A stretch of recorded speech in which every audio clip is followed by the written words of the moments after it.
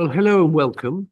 My name is Andrew Tyree, and I'll be chairing this, or jointly chairing with Helen Goodman. Helen and I were colleagues in the House of Commons for many years, and we're in this room because I'm sure Helen will shortly arrive here in the House of Lords. I have already retired, which is, of course, the equivalent of being promoted to a position somewhere just short of death. But we'll get accustomed to that. Before I introduce Dr. Sarkissian, I'd just like to say a couple of things. First of all, about the Bear Trust, which does fantastic work and was founded, I read, as a consequence of a number of people in Moscow seeing the suffering immediately after the collapse of the Soviet Union. I saw that myself. I was in Moscow quite a lot. At that time, I worked for the European Bank for Reconstruction and Development for 5 years, more or less from its founding. And it was pitiful to see, particularly elderly women who were selling their possessions to buy enough food to survive. And the Bear Trust exists to help these kind of problems, among others. Now to Dr. Sarkissian. He's a physicist, and like Angela Merkel and Margaret Thatcher, he's a leader who tries to think about things, or has been a leader, likes to think about things from a logical, scientific, analytical perspective. And I've no doubt we'll be benefiting from that in just a moment. He has also recently written a book about how small states should organize themselves and how they can be. Good book. I confess that I haven't read it, but I am confident that it will give us the explanation for how small states can be, by acting together, the antidote to blocks, to the power blocks that seem to have developed more recently in the world. And I'm sure we'll hear something about that. And something probably also topically about the Ukraine. But before I give the floor to you, just to say you have clarified that you no longer get involved in politics, and so contemporary Armenian politics will not be the top of your agenda this afternoon. Dr. Sarkissian. Yes. I just want to say to the people who are online, if you have questions, can you put them in the chat? And then when we come to the questions part of the meeting, you'll be able to take them. Sorry. Thanks. Well, thank you for introduction, and thank you for inviting me here. And of course, I have to start, my lords and ladies. And of course, I will have to start, ladies and gentlemen. First ladies and then gentlemen. And of course, it's great honor for me to be again here at this birthplace of modern parliamentary democracy. And it's also a great pleasure for me to be here because I came here first as a tourist in 1984, when I was very young, sorry, professor of mathematics and physics, visiting Cambridge University, and I just visited this place. Because that was the time that I seriously started thinking about the future of small states, including my own. I mean, why? Because before 1984, no one in Soviet Union, living inside Soviet Union, except if you were a dissident and you were fighting against the regime, was thinking that Soviet Union will collapse. Yes? Because it was big, it was powerful, it was the biggest state in the world. It was run by an ideology, a sort of a populism on the highest level, promising that we all will live in communism, everything will be fantastic, that everybody is equal. But then you live in Soviet Union and you find out that you don't have freedom at all, and everybody is equal, because everybody doesn't have any rights, but there are people who are more equal than the ordinary citizens of the Soviet Union. So from early days of my life, I lived in Soviet Union, but I had a conflict with it. Okay, and I hated the one thing that was very common in Soviet Union, which was in a Western terms, you had to be politically correct. If there was a question asked, you had to give the right answer, and the right answer was the answer that was defined or decided by the Communist Party leaders. There were even jokes about it. I mean, one of the most popular series of jokes in Soviet Union were the jokes of the Armenian radio. And the Armenian radio jokes were famous because the jokes were just somebody is asking a question, and the Armenian radio is answering. They were sort of rough jokes. There were jokes who were really with a lot of humor, but there are a lot of political jokes. When Soviet Union collapsed, I personally found out that the Armenian jokes, the radio jokes, the political ones were written in Munich by the Radio for Europe. But they were very popular, and one of the jokes was that somebody called Yerevan radio or Armenian radio and asking a question with a specific voice that you could guess that this person is from KGB. Comrade Armenian radio. Did you follow the Communist Party 22nd Congress? Yes. Do you agree with the decisions of the Congress? And the Yerevan radio answers, I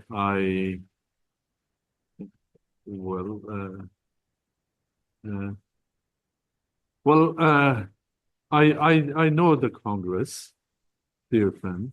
I know what they said.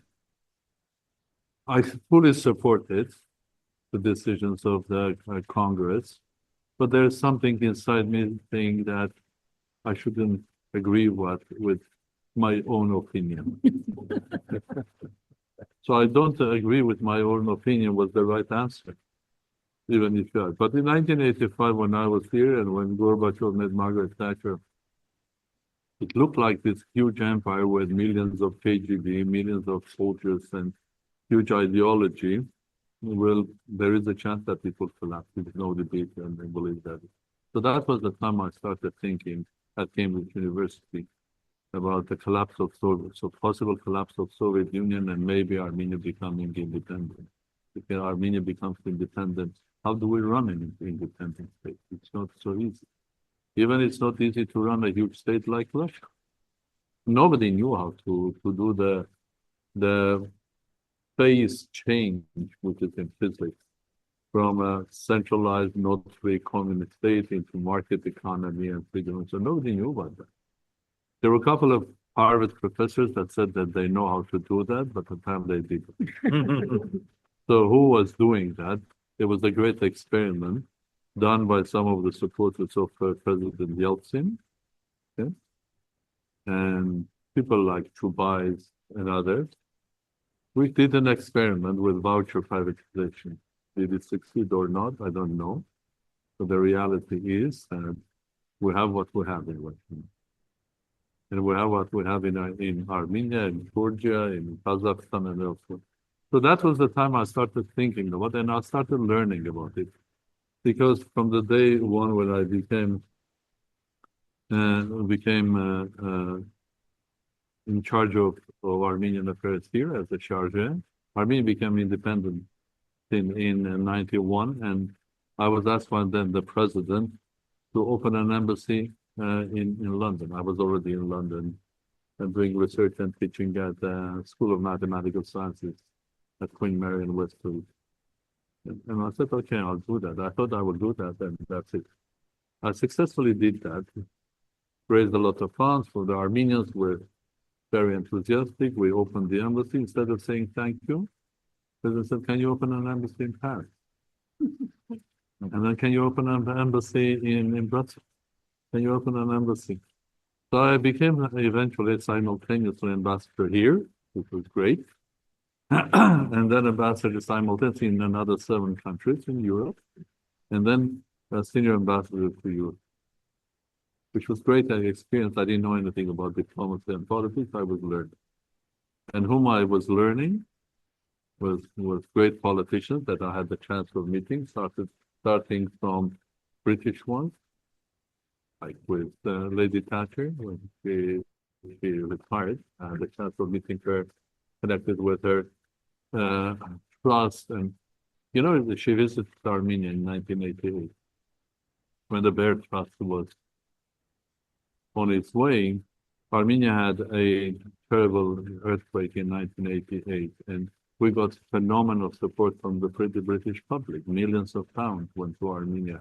And it was the first time that money went directly to Armenia, bypassing the Moscow. Although, of course, they were converting the British pounds into our Soviet rubles, but we were getting that ruble. And Lady Thatcher was the one that, when she visited the next year the Soviet Union, she insisted that she visit Armenia. Now that was unheard of. Okay? They were bringing Shah of Iran and the Prime Minister of India to Armenia, but as a tourist. But she came to visit, to see the Lord Byron School and St. Narek Hospital that was created with the support of the British public. And I want to use this opportunity again to thank you.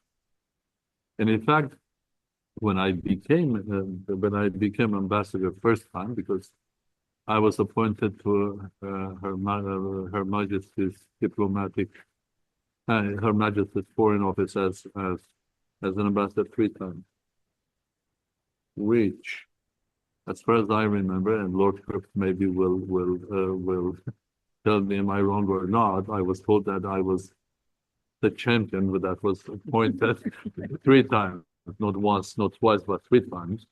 But I will, since years have passed, and maybe, and because I'm here, it's recorded by you. I can tell a very interesting story, because on the 3rd time when I came to present my credentials to Her Majesty, she knew me very well already. I had some friends from the royal family, so, and she knew me very well. But she had this phenomenal sense of humor. So when I arrived, to look at me, said, "Not you again," because this was the 3rd time. It was fantastic. So I started thinking about the future, and I started learning from small states that were successful. Small state successful. First of all, I'm a mathematician, I decided. And then when I retired, I had a lot of notes, and I decided to write a book. Since I decided not to be actively involved in Armenian politics, even daily, so I don't make comments on Armenian current politics at all.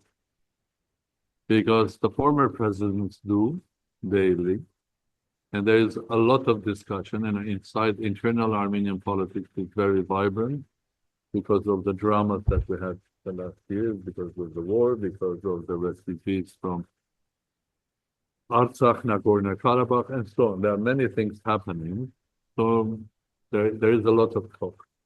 And I thought adding another voice there will not help. I was president, I tried to help. Some people listened to me, some didn't. In some cases I was successful, being a president of parliamentary republic. In many cases I was not, so it's enough. So I don't comment on Armenia. But I continue thinking about the future of the world, which includes Armenia. So my heart is there. My heart is also in Scotland, because somebody wrote a beautiful poem about her heart being in the Highlands. And it's also about Armenia as well. So I thought about the fate of small states, and when I wrote the first version of the book, I read it then, I was horrified. Because I'm a mathematician. So when I write, it becomes an academic report. Very dry to the point, a couple of formulas.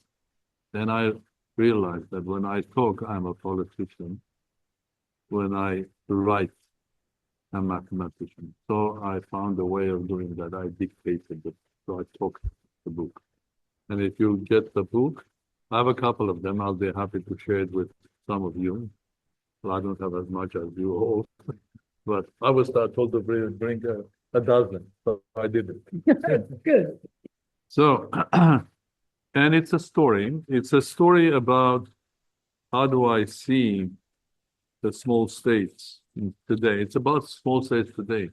It's about small states today. Small states were always in, they always existed. The number of them was growing, going down. They were always successful. They made huge contributions, like the small state of Venice, the small state of Rome. I mean, the Vatican, Rome as a state, the small states of Florence. It's just one country. I already gave you 3 examples. So in this book, I try to examine the source of success. I'm not identifying what is a small state. Definitely, it's not about this territory.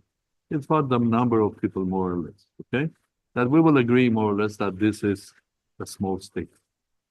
And also, the book is called The Small States Club. It should have been called the Small Smart or the Small Successful States Club, okay?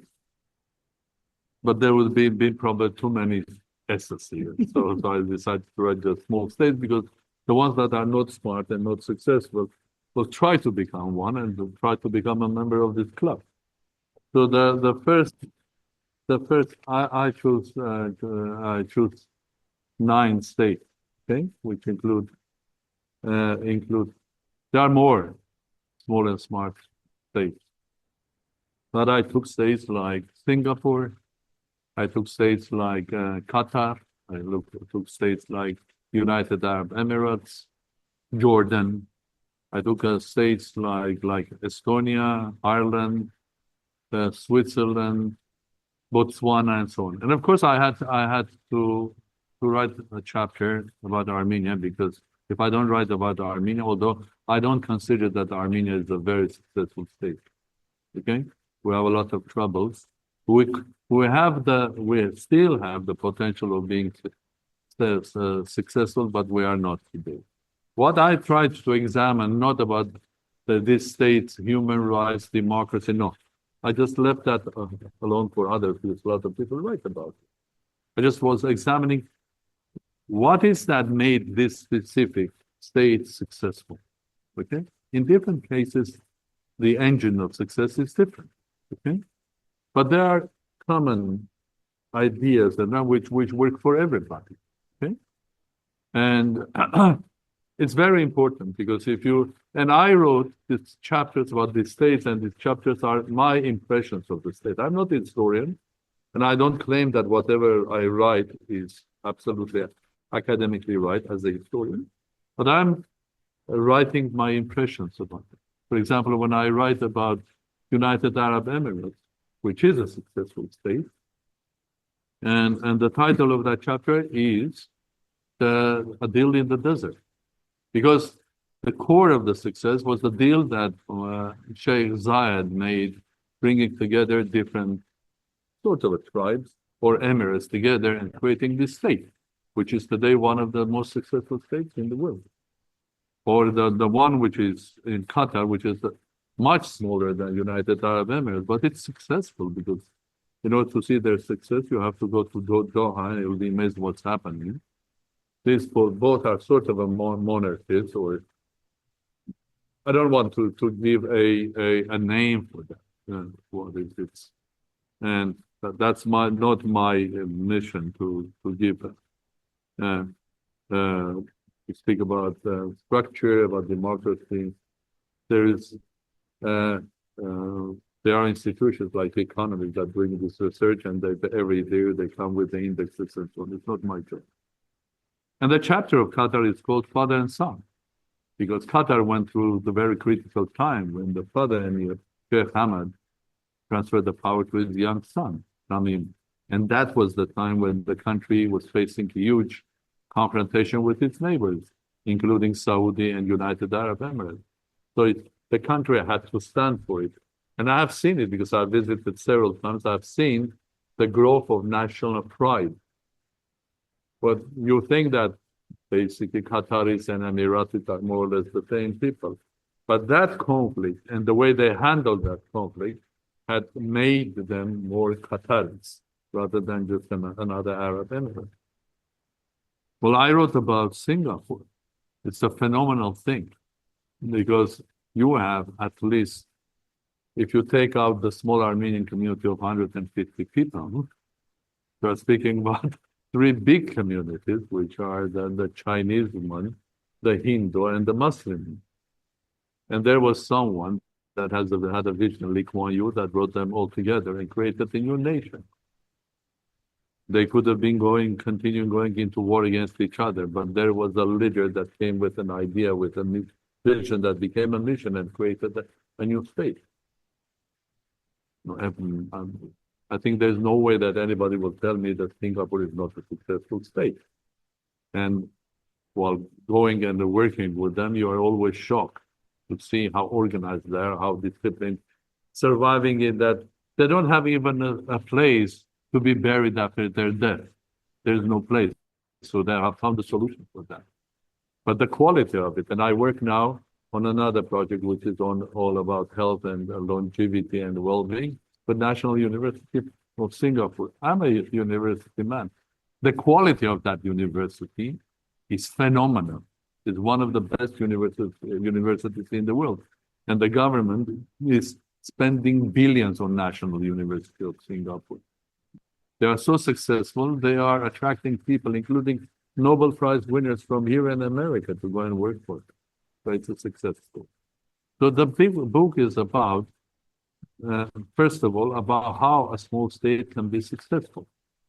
And it's, of course, it's very important to have your clear identity, who you are, if you are a small state, your culture, your national identity. The second thing, you have to be very pragmatic and define very clearly, where is your strength? That can be the source of your, is it oil? Is it gas? Well, Israel doesn't have oil and gas. Singapore doesn't have oil and gas. But they are successful. Estonia doesn't have oil and gas. It's a successful state. So it's very important to identify where is the source of your success and focus on it and make it happen. There are several countries that have as much gas as Qatar. Why is Qatar more successful than the others? I don't want to bring examples which one, but it's very easy. You can just, I think we have Google. You just say who has as much gas as Qatar, you will get the list and look, are they successful or not? So it's not all about gas, it's about how successful you can be. Okay? Now, so I'm examining that. So I'm not going to tell you the book, otherwise you will not buy it. I'm not here to market my book, but if somebody will interested, I have dozens of them I'll give here. But in the future, I'll be very happy if there are people interested, I'll sign and send, or you can buy that in not very far, Piccadilly at Waterstone or on Amazon. So I'm not going to, because it's a storytelling. It has a lot of personal life. So it's a story. So you can start reading about Ireland or about Singapore, the chapter, not from the middle. So it has initial part, then it has the conclusion. But in the middle, it's essays about different countries, analyzing their success. Why small states are, and there is something written, how small states can save the world. Wow. It's something that came, conclusion that my editor took from our discussions and when he read the book. The thing is that small states are becoming more and more important. Why? They were always important. I gave you 3 examples from one simple country. But now it's different because small can be powerful and cute. Why? Because we come to another theme, which is the changing world, the world that we are living. For me, the world is changing both classically and the world is changing quantumly. I'm a physicist and we used to teach quantum physics and relativistic astrophysics.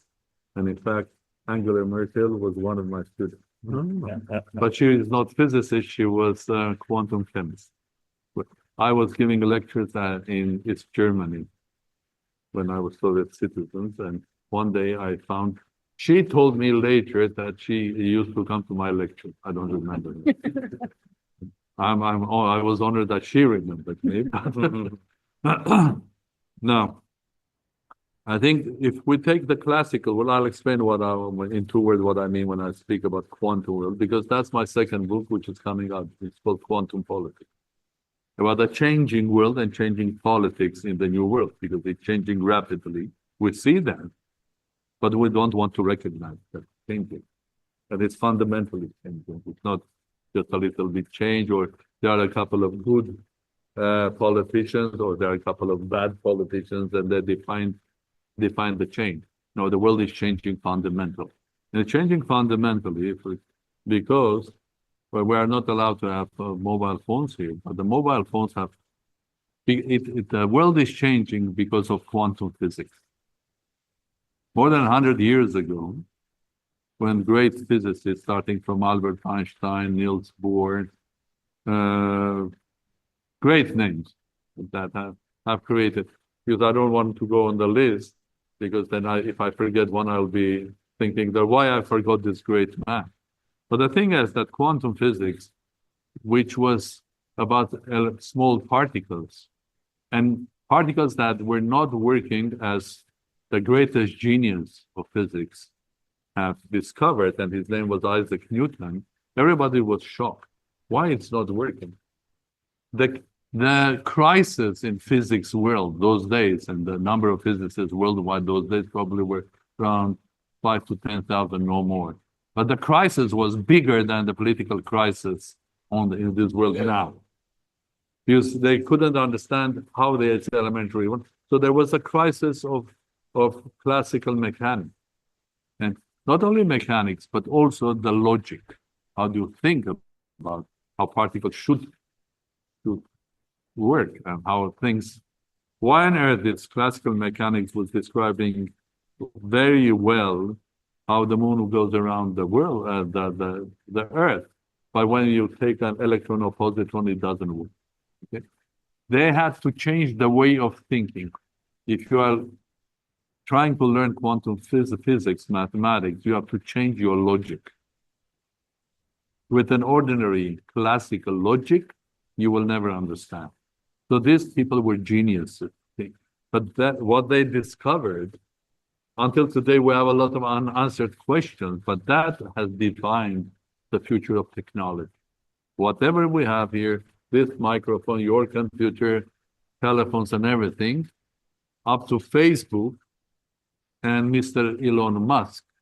Elon Musk, Steve Jobs, Bill Gates have to write a thank you letter to all of the geniuses of quantum physics, because none of them would have been existed or being so rich if not the revolution that happened with quantum physics. And that revolution has not changed on not only the technology that we use, okay? We fly, we communicate with us. It's so normal. We call our friends in Australia and we have a chat, normal. Without quantum physics, you couldn't do that. Many things you could do. There'll be, of course, no so-called artificial intelligence or quantum computing. So, and we are at the beginning of it. Okay? At the beginning of it. So, two big events that happened. One event happened more than 100 years, the quantum revolution that brought us today. One event happened in the classical world when the Berlin Wall collapsed. And we were misled by Mr. Fukuyama. That said that this is the end of the history. In fact, that was the beginning of the history. And a lot of people believed him. Soviet Union is collapsed. So freedom, democracy, market economy have won. So we don't have to do anything. Well, I'm exaggerating. So what we have to do, allow Russia to become capitalist. The moment they are capitalists, automatically they will become democratic. Again, I'm exaggerating. Yeah. Russia became capitalist. But the type of a capitalist, you call it oligarchy or state-owned capital, whatever you want to call it. But definitely, It didn't become democratic state as you understand democracy in the West or in Britain. They have elections, but elections, are they enough? It's not only Russia. Take Armenia, Georgia, Uzbekistan, Kazakhstan, further down. I'm not speaking about Lithuania, Estonia, because they joined the West, they joined European Union and the values. They went into an environment where these values were already there, more or less. Okay? But we are human. Political ideas, systems, and everything have this phenomenal quality of evolution, because we're a part of nature, which is called mutation. So we got in many countries mutations of democracy, mutant democracies, or pretend democracies as you wish, or mutant free market, sort of mutant capitalism, run by a couple of people or sometimes by one capitalist. So that was the second event. So instead of understanding that democracy, freedom, and market economy, it's not only that they have won, it's the final. And if you decide this is the end of the history, then all of these values become an ideology, become a religion. And you believe that this is it. Well, even democracy in this country, I do believe, has to have an evolution, change. Why? Because of the changes that are happening, natural changes that we're facing today. We spoke about the iPhone, yes, or phone. Fine. What is happening now? What is the democratic election? You go to the ballot every 5 years, you put or you push the button electronically and you vote? No. Because you vote not once in 5 years, you vote 5 times a day through your Facebook. And it has huge impact. And what is right, what is wrong, in many cases today is not defined by what is right and what is wrong. It's defined for how many likes you have on your Facebook. So it's a pretend. And even Oxford University has really realized, and they have created a new word which is called post-truth. So this is the world we are changing. This is the world that it doesn't matter how many soldiers you have. What matters how many drones you have. You don't need 1 million. The war in Karabakh, where I was president of Armenia, the war was happening. Azerbaijan won and Armenian side lost it for several reasons. And one of the reasons was Azerbaijan was supported by Turkey and Turkish drone system, which Armenia didn't have. Look at what's happening in Ukraine with the drone. It's a war of drones. In a couple of years' time, 5 years' time, there will be armies of drones. Because there will be drones, not with the boys sitting and playing as the Game Boy, but the drones will have so-called, it's not intelligence, but so-called artificial intelligence. They will fly and individually make a decision and bomb this or that and kill someone. So maybe you don't have 1 million soldiers, but if you have 1 million drones, you're already important. So small states can be powerful, even militarily. I'm not saying economically. I'm not saying financially. The countries I described here, okay? Both Qatar and Abu Dhabi are investing huge amounts of money in education and science. United Arab Emirates has a space agency, and they are sending satellites, not pretending, sending satellites, have their agency doing research and bringing scientists. Where is the the first university in the world? Where is located the first university in the world in artificial intelligence? Can anybody tell me? No. United Arab Emirates, Masdar City.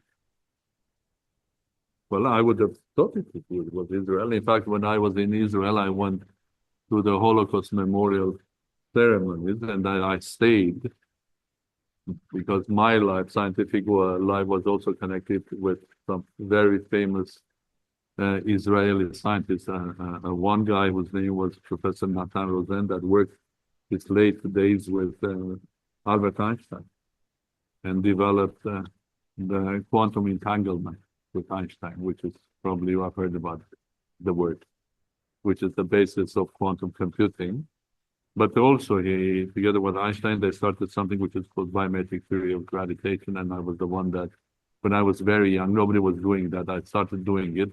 That created a lot of trouble for me with KGB and a lot of success, because that was the reason they allowed me to travel, because my papers were translated in America, published, and I became sort of famous.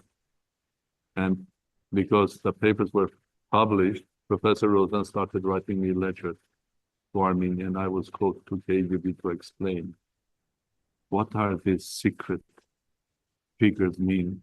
They look like integrals and nothing. It's a spy communication. How do you explain to KGB officer that this is physics? After several times, I had to ask the president of Academy of Sciences, please ask these KGB guys to send someone that understands a bit physics. Otherwise, there's an interrogation of me, and I hated them. Next time when they asked me to go, I found two of my former students. They were recruiting young talent. So, science matters, okay? A lot of money is spent in Emirates, a lot of money is spent. You go to Qatar, small, 350,000 citizens, Qatar Foundation, there are 7 biggest Western universities with academically developing their own country. I spoke about Singapore. I spoke about Estonia. Index of Innovation, it's not me, it's the World Economic Forum and economists. Index of Innovation. The top 10 countries, top 10 by Index of Innovation, United States, Britain, the other 8 are small states. Okay? The Index of E-Government, top 10 are small states, including the first one is Estonia, and then you have countries like Norway, okay? If you ask what's the source of success of Norway, people will say oil. No, it's their smartness. Their oil is around 15th or 20th in the world, and they don't use their oil because they are smart enough to use their hydropower together with wind. They cover all of their needs in electricity, and they sell the oil and create one of the biggest, if not the biggest state fund in the world, and they invest worldwide everywhere, including science and technology. Smart. Okay? So the small states can be leaders in technology. Small states can be successful. Small citizens of small states can live better than others. Okay? And even militarily, small states can be powerful in the future. I'm not speaking about their presence and impact. So what's happening in this world? When the United States wanted to negotiate with Taliban from Afghanistan, where were they negotiating? In Geneva at the UN compact? No, in Doha. When Hamas and Israel were negotiating, were they negotiating again in Switzerland at the UN headquarters or in Brussels? No, again in Doha. So a small state being smart and successful is creating also an image of a deal maker or a platform for peace. Okay. Saudi is not a small state. Although I believe, and I told to a very high official in Saudi that I believe Saudi. Okay. The person had read my book and said, what do you think about Saudi? I said, it's a small state. So,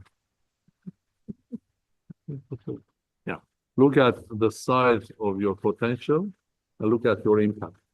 Your impact is connected with oil and energy, but you can have this much of an impact on the world if you are smart. And it's up to your new government to make this impact this big. Now, the negotiations, okay, between America, Russia, okay, America, Ukraine may be Russia, there will be in Saudi. Well, it's not a small state, but again, it's not, unfortunately, United Nations. Why? Because the world is changing. The way we, again, I'm not going to tell you about my second book, but the world is changing rapidly. Everything changes very rapidly. The way we run our economy, the way we run investment, the way we run democracy tomorrow. Democratic states have to look at even the fundamentals of democracy in the new world, because the world will be changing. It's the same thing, it's an evolutionary thing. If you are a religious institution, you are the Catholic Church, which is fantastic. How do you attract young people to go every Sunday to church? Your Anglican Church, Armenian Apostolic Church. How do you make young people to believe in God? Not everybody can discover God through science like I did, finding out through physics, and then disagreeing with Steve, with Hawking when I was in Cambridge, which was funny, because we agreed on many things about the structure of the universe and everything, and speculations, which is called Big Bang. But then his conclusion was that we don't need God. And my conclusion as Soviet scientists is that this is exactly called God. How do you do that in this new world? You look at the Arab world, the Muslim world. Young people go to mosque a lot. Do young people go to churches? So the world is changing in many ways, and the change is very fast. With the introduction of artificial intelligence, quantum, the speed will be. So we will not need revolutions, but we will need something that is described in my book. It's called our evolution, rapid evolution. Because revolutions are dangerous, because you don't know where you are going to end up. But rapid evolution is a must. Even this great house has gone through evolution.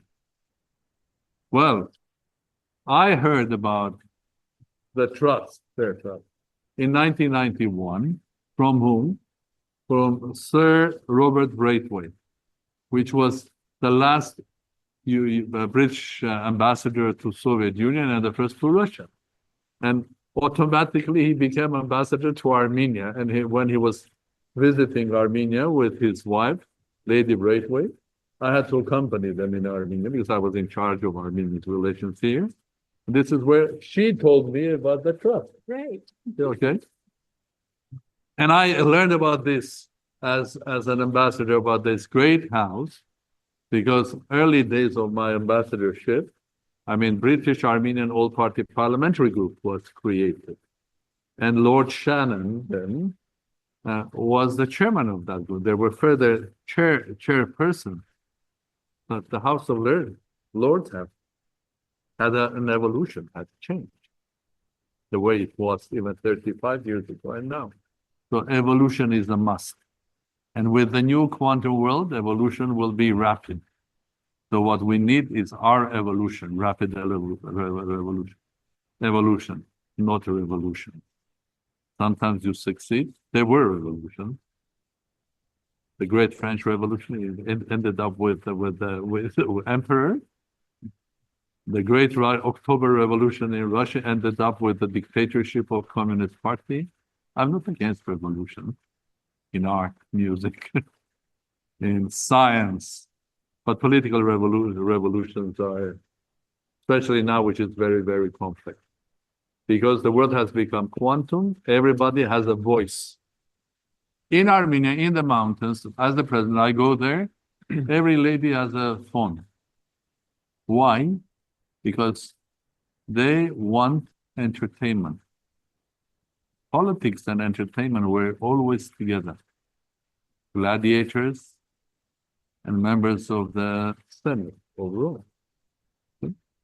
Now, entertainment and politics have come so close that people vote not based on ideas sometimes, not based on principles for political party and so on. They vote because they like the politician. Because the politician is a great entertainer. It's a charismatic person. Controversial or not doesn't matter. Great entertainer. just another example of the new world. Yeah, the world is changing, and there's a big role because the big powers, in order to have impact on the world, have to have allies, and that allies must be the small, successful, smart states. It's not the case like before that the small states have to be under an umbrella of a big one. If anybody tells me that Israel exists because of Israel is run by American policy, would you agree? Would anybody agree that Israel is run by America? I don't see any hand.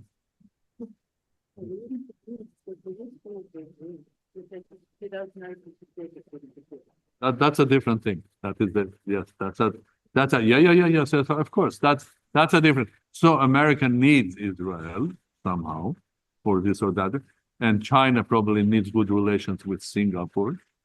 Have you heard about China saying that they will conquer Singapore? No. I think the small states have a possibility of being small, smart and successful and be powerful, so the big ones will need them, and they'll be the ones that will create the balance between needed there. Unfortunately, because the international institutions are not there. No. There is no international law that we will fix ourselves and be a part of that and be guided there. Unfortunately, we have to create a new one, which is not there yet. As I told, where is the United Nations in this conflict? So it doesn't work properly. That's why I named it a club. What I am also lobbying to create an organization, to help to create an organization, the club in our evolution, to become S20. The big states are represented worldwide through G20, G7. There was a G8. Okay? Where are the small states?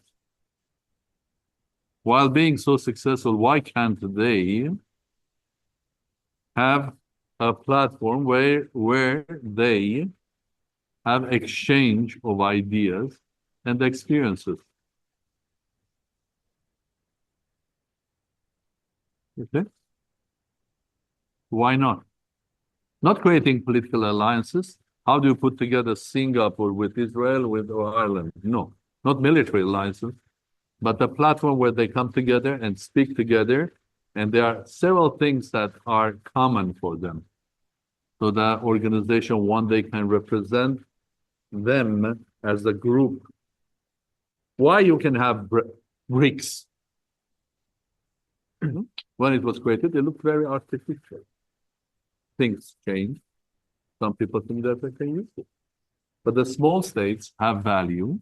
And if there is a voice of them, why can't the small states have their representative representing small states or successful states of the world going to the G20 meetings? Why not? Why not? Okay? It's not an alliance. It's just a common platform where people will learn, and those who are not smart enough or not successful enough will have a desire to join that club, to do something more, to become smarter, more successful, to repeat the success of others.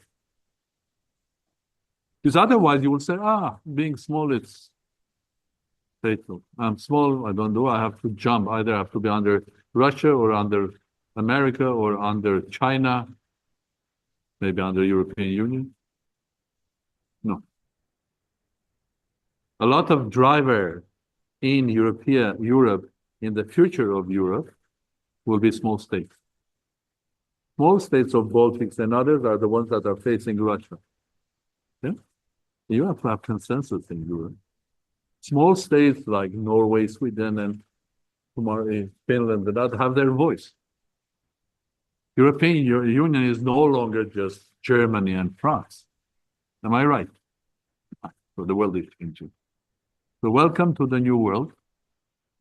Welcome to the new changed classical world. Forget about Fukuyama. He was wrong.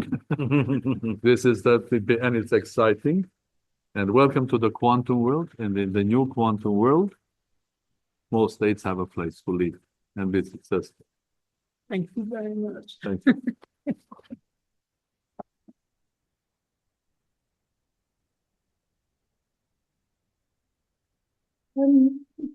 I wonder, while other people think of, have other people got burning questions? Yes, Janet. Janet is also interested. Janet Gunn, I'm a trustee of the Bird Trust.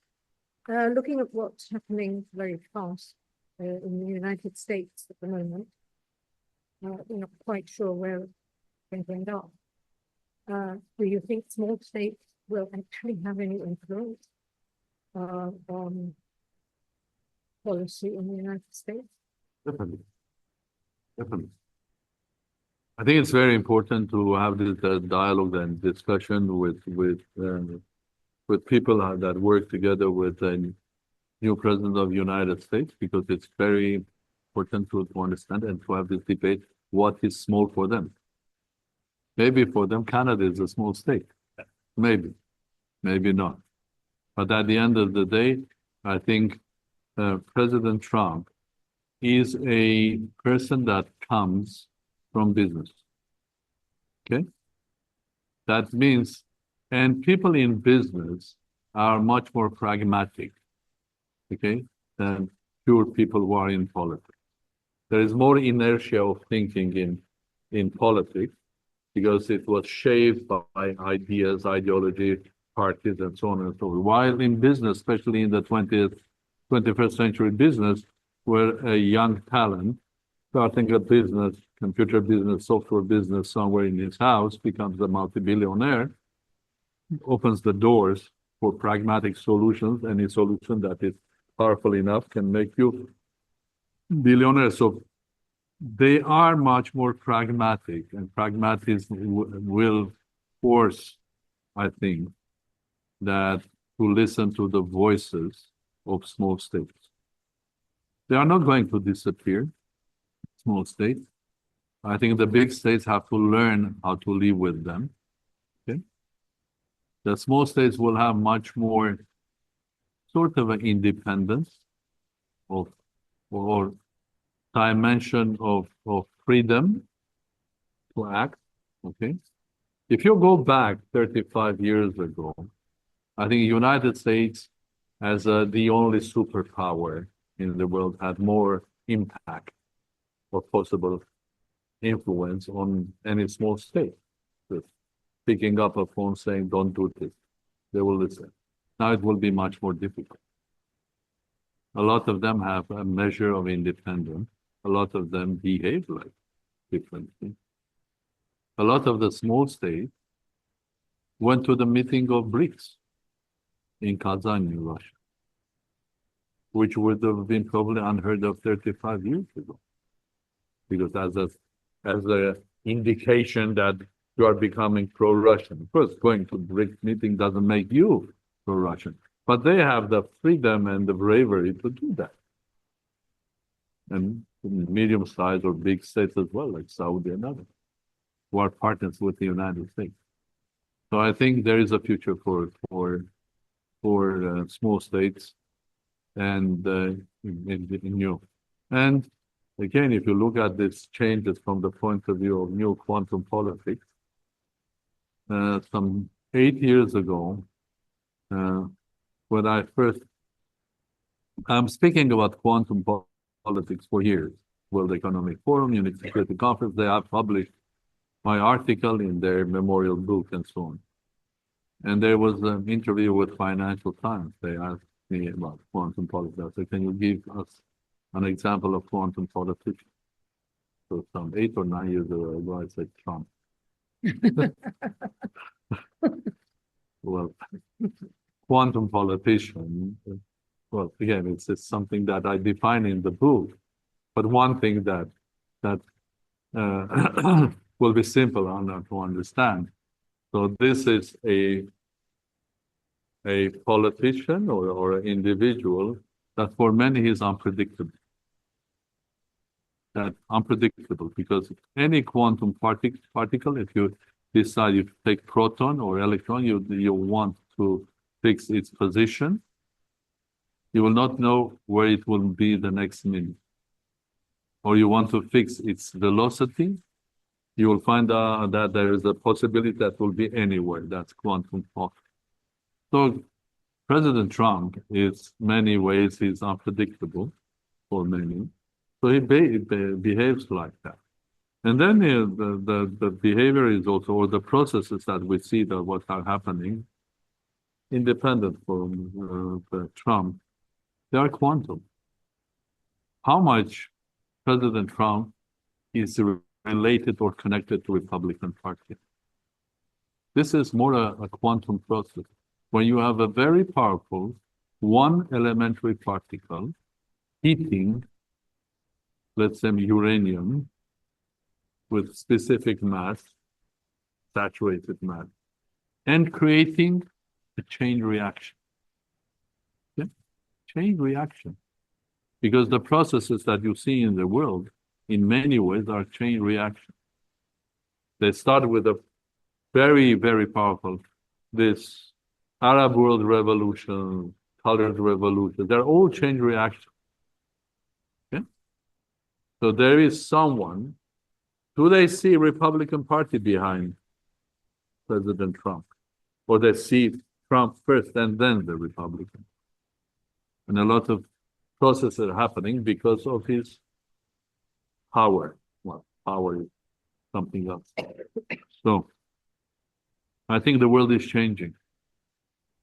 And people, even in the United States, were voting, I think, my opinion, not because, well, a lot of them were voting because the family was always voting for Republican, or they always were voting for Democrat. But a lot of them were voting because they liked the personality of Trump versus the personality of a Democratic candidate. Yeah. Or, did I answer your question? Sort of. In a quantum way. With some probability. Any other question? No. I've got a question. Oh, he has a question. Sorry, go on. Yours Yes. will be Jump in. the last one, the most important. Yeah.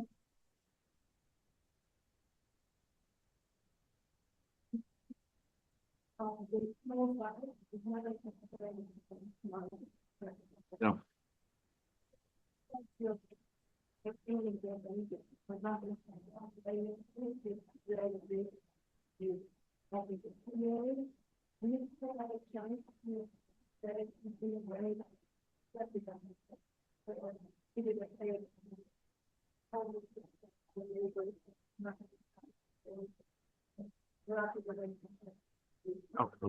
well, I think the answer is that if you are smart, you can always find a solution if you are smart. And smartness also means that you have to be ahead of your time. Who wins the modern war? Not the one, not the ones that have much bigger army and all of that. You win the war because if you're ahead of the time, if you have weapons that are the next generation of the weapon. In business, you win because you're ahead of time. Or you use the time. How on earth Musk, another quantum object or individual, how he created Tesla? He was smart enough to understand that there is a tendency worldwide. Yeah, everybody speaks about green economy, this or that. Everybody speaks it. But he's smart enough to understand that it was premature. Okay. Why? If logically you look at the electric car, what is electric car? It's a nice vehicle. In fact, it's not a car. It's an iPad with a battery and 4 wheels. Anybody can produce. Introducing electric car, you are destroying the German supremacy, which was German engineering genius. Yeah, a car, Mercedes-Benz car, is a phenomenal machine. The new car is what? You and I can, if we have enough money, can produce an electric car. We order here the body, all of the new electric cars, they look like each other. The most important is the battery. Were we ready for that? what is an electric car with a mileage of 200 miles? Wrong. Because in 2 years' time, there'll be cars that'll be 1,000 miles. What do you do with your car? So electric cars will start working, first of all. If you find a way of not only creating lithium batteries, which are fatal, they are poison. That battery, what do you do with them? How do you recycle them? They are more poisonous than CO2. The production is poisonous, they are poisonous. Of course, the electric car makes sense if you have a replaceable battery. What does that mean? You drive 100 miles, then you take it out, put a new one, put the other one for charge. You keep one in your boot. Then you have 1,000 miles. It was smart enough that emotionally the world is going towards green. Fine, green. Electric car, it's fantastic. London is much cleaner air. But where do we produce that electricity for electric cars? Still burning oil, gas, and so on and so forth. And we'll need another 20, 30 years to make the planet more green. Because in between, do we like it or not, we have to also utilize to have nuclear power, which we are ignoring. Because we cannot have so many solar panels and so many wind turbines to have enough energy, and our air energy consumption is growing. Now all of the cars are electric. Think about it. But he was smart ahead of the time. So the tendency, everybody speaks about that, Paris Accord, it's the time to make the introduction. Even if your car was running only 200 miles, he was the first to do it. Like Bill Gates was smart enough to understand that it's not the IBM's personal computer, the hardware is important. What is important? The software. Okay? He bought a PC-DOS for $20,000. Renamed it MS-DOS. Became the richest guy on the planet. Because he was ahead of the time. Steve Jobs, he was ahead of the time. He understood that content is more important than the software. And then the other guys who created Google or Facebook, they understood that communication, okay, is more important than even the content. So the person who is the next one will understand, will be ahead of time, will be the next trillionaire. Because of the inflation, there'll be more money available. Did I answer your question? Sort of. Quantum. Okay, hello. So my question was going to be, in the 19th century, we saw a lot of small states turn into bigger countries. We saw it in Italy, we saw it in Germany. But in the 21st century, what we've seen is the breakup of the Soviet Union. So my question is, do you think there are going to be more small states? And should Donald Trump, instead of trying to take over Canada, be worried that he's going to lose California? Definitely he's not going to be worried because it will not happen during his term as a president or even the next one. And of course, it will depend all on many things. First of all, the world evolution, what the world will look like in many years' time. And what will the United States look like? I think I'm taking back where we started that when I was a young man in Soviet Union, was struggling with the absence of my freedom. Nobody believed that Soviet Union will collapse. 1970s, 60s, early 1980s. Nobody. We thought that Soviet Union is forever. Not nobody, but most. No. Nobody inside. And No. then Korea and course. That's all right. But inside Soviet Union, she was not living inside the Soviet Union. It's exactly the same thing. Perspective. The one thing when you are inside is one perspective. Okay. I wrote this book, I'm so smart and so on. But those who live in the small states, they have to make it happen. Inside Soviet Union, it was difficult to believe that that huge monster will collapse. And it collapsed like not like nothing. The moment some small things were done by the great mismanager, whose name was Mikhail Gorbachev, for those who lived in the West, he was the great liberator. For those who lived in Soviet Union, he was the great mismanager.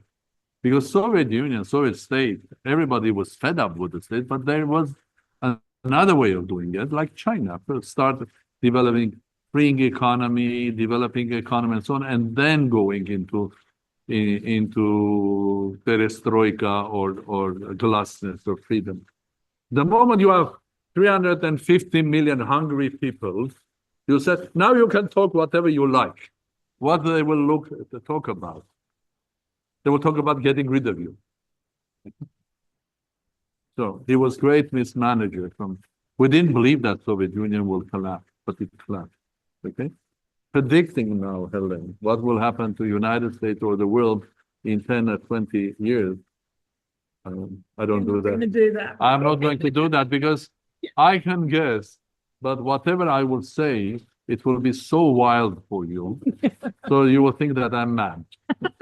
Because I will look at this world from the point of view of the new quantum world, where these changes, quantum changes will take us, our society. Okay? Younger people, younger generation. Okay? I can think about it. I've described that in my new book, but to tell you now is too much. For another occasion. Okay. Well, thank you. I think Ross wants to say something about Bear and so forth. Yes, thank you, Helen. And before I do that, thank you very much to Dr. Sarkissian for such a fascinating talk this evening, which kind of takes us very much from. I mean, it takes a huge amount to get your head around it all, actually, doesn't it? But you move from some very specific examples of successful small states through to what that means in the macro context for the whole world. And I hadn't quite anticipated or thought through the sort of technological implications and interface that you brought out. So thank you very much for that. And thank you to Andrew for kindly hosting us this evening as well. It's a pleasure. And to Helen and Valdoni for organising all of this and making it all happen. I just wanted to say very briefly towards the end about the Bear Trust, because thank you very much to all of you for coming this evening and supporting Bear. As Andrew outlined at the start, and as Dr. Sarkissian also alluded to, we've been going for quite some time since the early 1990s, and at that time of the fall of the Soviet Union.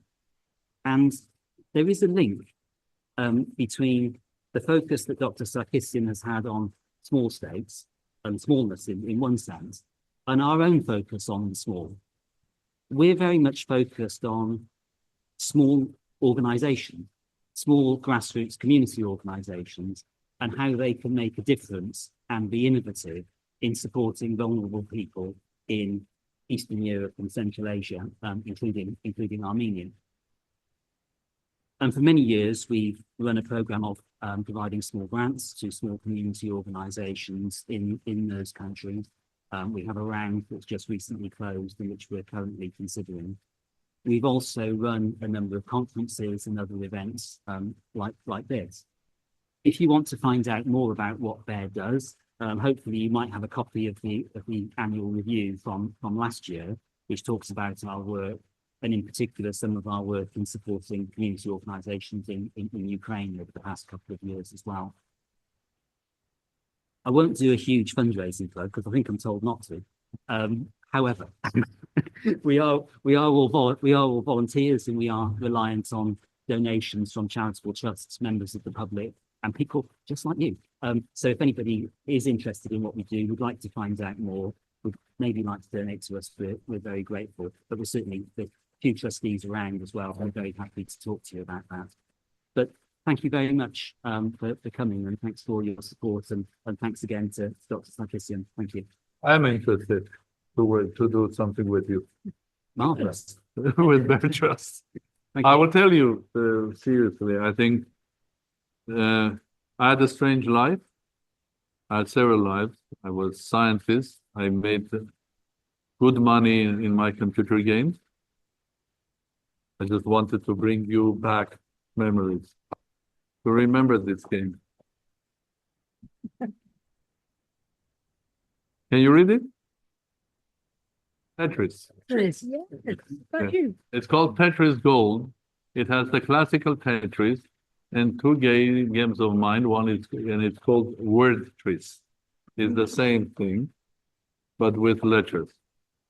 This is my game. And this one, the full game was #1 game for 5 years in the world. And that's the one place that I made money. So you can make money out of your scientific hobby. Now, coming back to charity, when I retired as a young prime minister because I had very serious health problems, then I went into business and started advising big companies. And my first advice was advising Jacques de la Rosière at the EBRD. And I do remember you. You don't remember me, but I do remember you because I continued advising Charles Frank and then Horst Kohler.